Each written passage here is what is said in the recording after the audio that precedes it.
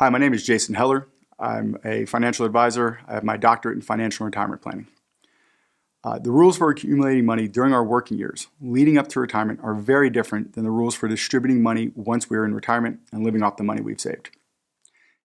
As you can see, scenarios A and B demonstrate an initial investment of $2 million growing at 11.31% over 15 years, which results in both scenarios accumulating exactly the same $8 million.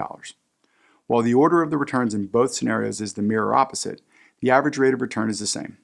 And since we're not withdrawing any money, we end up in the same place. Thus, when you're accumulating money without cash flows, the sequence of returns doesn't matter.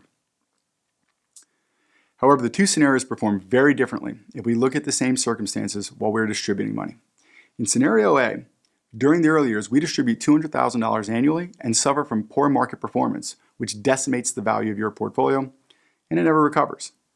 This is because we are simultaneously taking distributions and being affected by market losses. In this scenario, the money runs out in the 12th year. In scenario B, the performance in the early years is positive and the account performs much better. 15 years later, there's still $2.5 million in the account. Obviously, this is a much better outcome.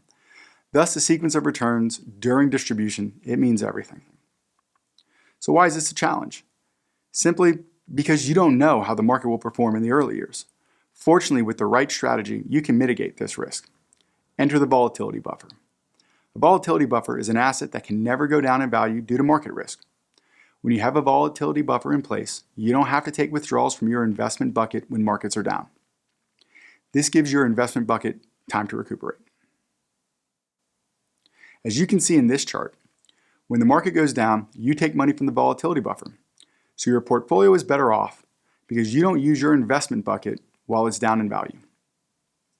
Minimizing sequence of return risks helps your money last longer. There are several assets that you can use for a volatility buffer, and there's no one-size-fits-all solution. There are pros and cons to the different options. Our goal at the IFW is for every American to ensure that they have the right volatility buffer in place. The IFW Retirement Roadmap Experience helps identify and select the appropriate volatility buffer based off your unique situation.